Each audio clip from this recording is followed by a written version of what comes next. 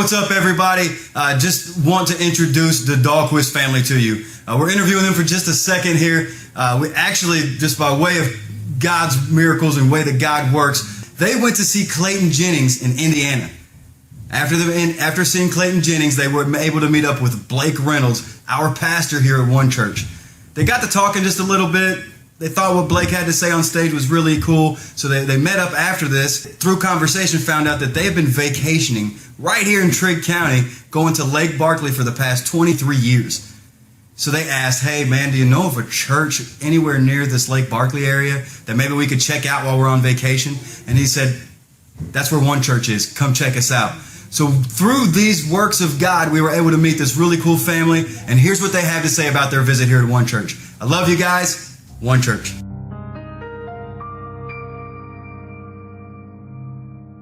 Wow, I've never done this before. Alright, Chris. So, gosh, I'm nervous. You're fine, dude. That's alright. It's cool. Alright. We're just talking. How did you hear about One Church?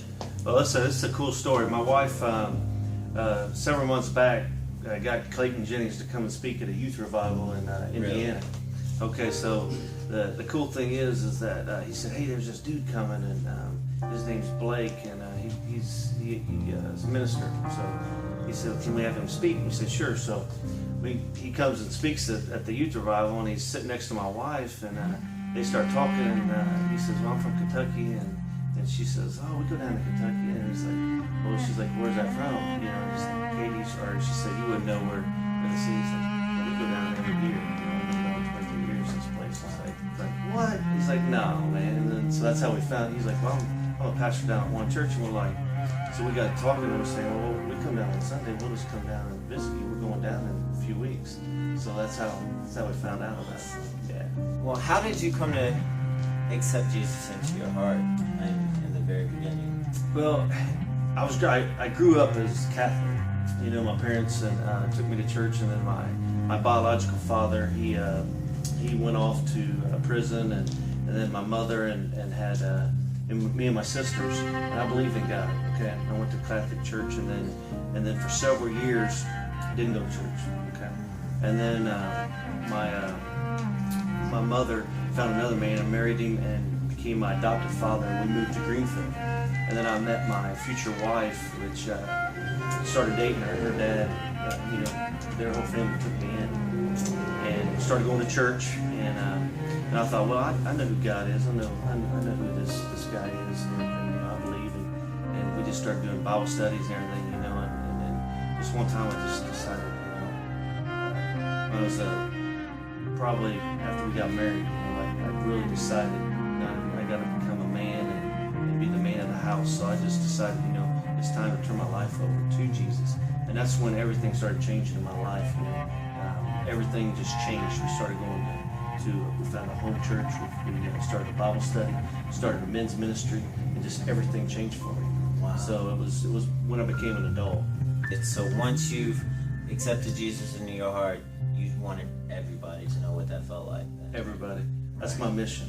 That's my mission in life, to tell people about Jesus, and just to go out and be kind to people, love people, and just to tell them that it's an opportunity to give your life over to somebody, and to give your life over to your Savior. Your life will never be the same. That's right. I feel the same way. I want everybody to know, because it is a great feeling to have, and it really does change your life. It changes it for the good. How was your experience here since you've been at One Church this weekend and on Sunday? How did you enjoy it? Well, it was incredible, because I talked to Blake and told him, I said, we came in and it was on generosity, giving, and I know that's a tough talk about giving money. And I told him, I said, it touched my heart. When you talk about money, it makes people uncomfortable. But his sermon was incredible, and the worship team, they did incredible. With the way that they did the old hymns with the new style music was just incredible. And our whole family, came and just experienced a new church. I mean, it was really cool. Well, you kind of answered one of my eighth The questions worship there. team. The Yeah, worship team, it was nice. yeah. It was really cool. Really cool to worship with them and come down here. It was really neat. Yeah, it's a really great one, isn't Yeah, it is. it? From your experience here at One Church, after you've heard Pastor Blake Reynolds preach, what are you going to take away from his sermon? Well, like I said, I think the generosity, really, the way he did it, he didn't, he said it was tough to ask for money, which I know you guys are going to a new location church. What I'm going to take back is that, giving, it doesn't matter. One thing that really stuck to me that in his sermon was he was talking about the homeless people on the side of the road. I was talking to you a little bit earlier about that, when somebody's on the side of the road and they're asking for money, it's not ourselves to judge them. We don't know what they're going through. We don't know, what they're going to do with that money, but we're hoping and praying that they're going to use it for the good. So, when Blake was talking about that, I was sitting there thinking, man, I've done that a lot. I pass by a lot. I pass by that person, because I'm too busy to stop, or I don't have any money, or, and now I know I've stopped many times too, but that is one thing I really take away from the One Church, and then also the worship team. It was really, really cool. And then at the ending, it was really neat how he had the opportunity to pray with a person that was going through illness. That really stuck with me too. This is a great church, and I know if we lived down here, we would be members of One Church. Will you be visiting again? Every year. Every year we come down to Lake Barkley, we'll be visiting, and we might have opportunities to come down even more. So, and if we do, we're going to stop in and make it on a Sunday morning to the One Church visit. That sounds great. So when you go home, are you going to tell anybody about us? I'm going to tell everybody. I'm going to tell everybody. I'm going to tell everybody. Next time we got 30 people this year. Hopefully we'll have 50 next year. We'll make sure they all come in Sunday. We'll come in and bring our whole crew in Sunday morning. Nice. That'll be awesome. It will. I can't wait till next year then. Yeah, it's going to be good. Awesome. All right, well, I guess that about wraps up for the questions I have for you. I got some questions for Colin next. Sounds good. Hi, Colin. Hey, how are you? I'm all right. And you? Pretty good. Well, actually, I want to ask you some of the same questions, but at the same time, I want to ask you some other things because you're going into be a minister yourself. Plan to do youth ministry. My degree in specific is, it was recently changed to a preaching and youth ministry degree. So my college, when you go in there, no matter what your degree is, they give you a Bible degree because they incorporate it into your schedule, and they just combine the preaching and youth ministry. So technically I'm triple majoring, so that way I can be more flexible, be able to do different things and kind of bounce off what God wants me to do. Awesome. What brought you to be, to make you want to be a pastor? Well, my parents always thought I was going to be when I was little. They knew from the start, but I never really started to turn to it until about my senior year. I've always wanted to do engineering or personal training or something along the way, and I always seemed to circle around slowly to a way of like counseling and teaching people, and then it circle back into ministry. And the summer before my senior year, I decided to do an internship with my youth minister, and it was the best time ever. I mean, I got to work there 6 hours a day for 3 days a week, and I was looking forward to it every single day. And immediately, after the first day, I emailed my counselor and I asked him if I could do this thing called career exploration with the school where you get out half day. And I started an internship with my church and my youth ministry to allow high schoolers to intern for him during the year, which he allows high schoolers and college students to intern with him during the summer, but never during the year. And because of me doing it, I was able to bring another kid into it the second semester. And now he's moved on to working for a Christian kid. Wow. How old are you? I'm 18. 18, and want to be a minister. That is really awesome. It brings chills over me. It's like, that's awesome. I love that our youth is, taking those major steps that a lot of us adults can't do. I'm not even the only one in my group. In my youth group alone, I counted about 7, 8, maybe 10-ish people that are going into some type of ministry. Me and my best friend, he's going into pastoral and worship. I'm going into pastoral youth. I have another friend who was inspired to go into youth ministry because I decided to, and he felt called to do it, and we're going to be roommates this year. That's awesome. I have a friend who's going into sports ministry, and I have a friend who's going into kids ministry, and it just adds up and up and up, and it was just a wall of people that came out this week. Can you give me examples of how you've served the Lord already? Let's start. Well, it started 8th grade year when, have you ever heard of Upward Basketball? No, your dad was telling me about that earlier. I haven't heard of it. Oh, well, Upward Basketball is a organization where you can basically rent and buy things from them and have them have their help with a church to where you can start a basketball league where you can get kids from 6th grade and under to come and play with each other once a week, practice with each other once a week, and learn something about Jesus once a week. You pray before every game, and you learn something new after every practice about Jesus. You pray with them every time you're with them, and it's so much fun. And I did it for a couple of years, and that's how I gained some of my How closest old were you friends. when you started that?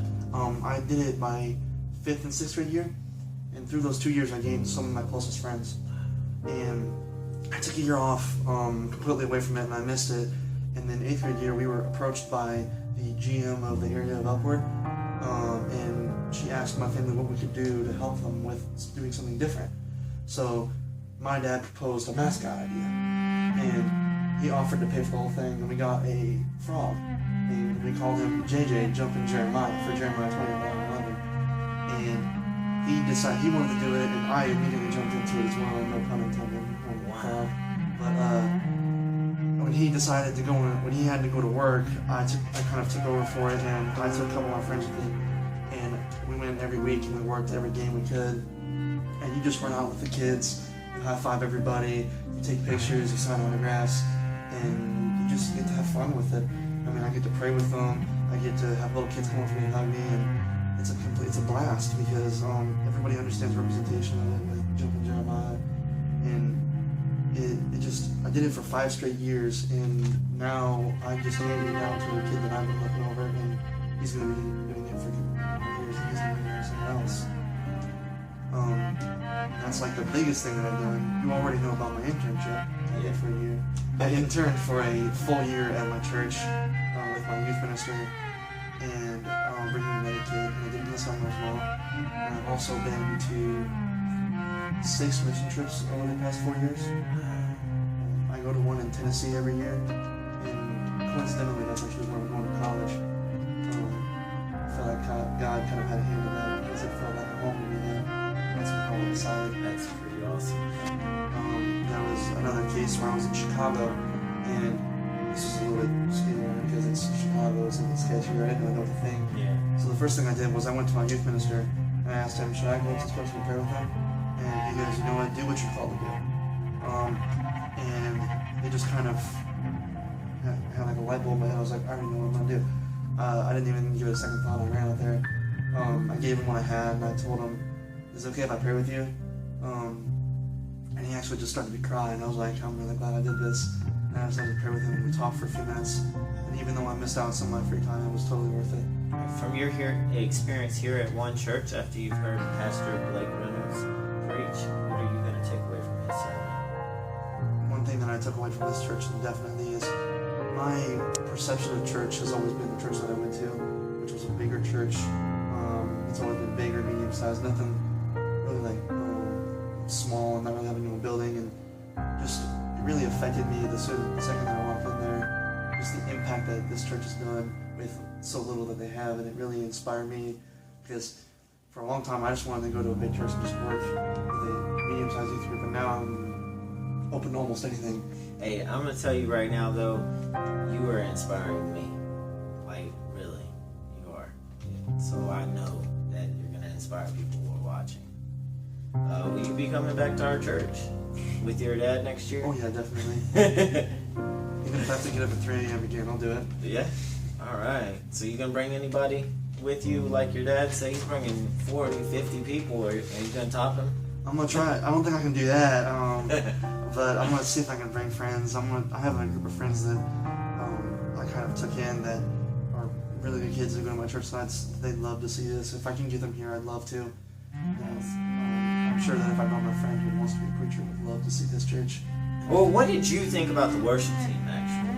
It really reminded me of of our first worship minister that I had, which was really long hair, kind of heavy dude that just was like, "How y'all doing all day or every day?" He just always say that, like, "How y'all doing today? How y'all doing today?"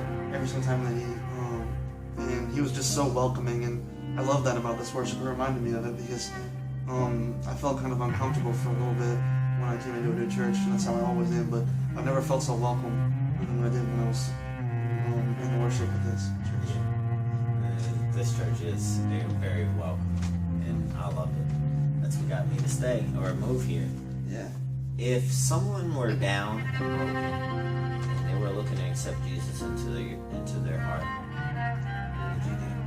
Well, How would you encourage? I've actually had this thing happen before because I have a lot of atheistic friends and a lot of homosexual friends and a lot of just from every twist and turn you can think of. I have a friend, and I've had to deal with these kind of things where they would come and they've come to Christ or they wouldn't. But I always told them the same thing. There are certain lyrics that come to mind that always remind me of it. Have you ever heard of the song "Drops in the Ocean"? Well, there's a certain line that reminds me of it. It's that God wants you to come as you are, not as you ought to be. He never wants to see someone who's just amazing and perfect coming. He wants to see you come in as you are. He doesn't want you to change before coming, because He can change you just by lifting a finger. So there's no problem with that. And even if you're ashamed of it, the amount of forgiveness that God has for each and every one of us is more than there are drops in the ocean. And that's the point of the song. And I always tell people that. And if they are still kind of leaning on it or not against it, I always give them the song. I always tell them, look this up. And 9 times out of 10 I get a text like, that's just an amazing song, like in tears. And I'm just like, I'm really glad that I got to hear that song one time because it's helped so many people. Awesome. I'll definitely be looking it up, and if I can't remember, I got a video to remember it. So yeah, I'll definitely look it up and check that song out. Hey, it was really great talking to you. I appreciate it. It was nice meeting you. Yeah, you too. 1953. Wow. 53. This thing been in tune for a long time. Cincinnati. Was it Cincinnati? Well, it's made in Cincinnati. Still has beautiful sound. It does. I wonder what the old owner would think of this office. There's names in the music. That might already have. I can't. 9:15. I say Dyer Mayfield. 71. Wow. 9:15:71. 71. I wasn't even born yet when somebody signed that thing. Yeah, it's cool. I when I saw this, it actually related to everything about being broken down. It's broken down, but it's still in tune. And that's how all of our lives are broken down. Which when you have Jesus, you got that faith, you got that love, and it just comes into your heart and changes you. Yeah. Still in tune.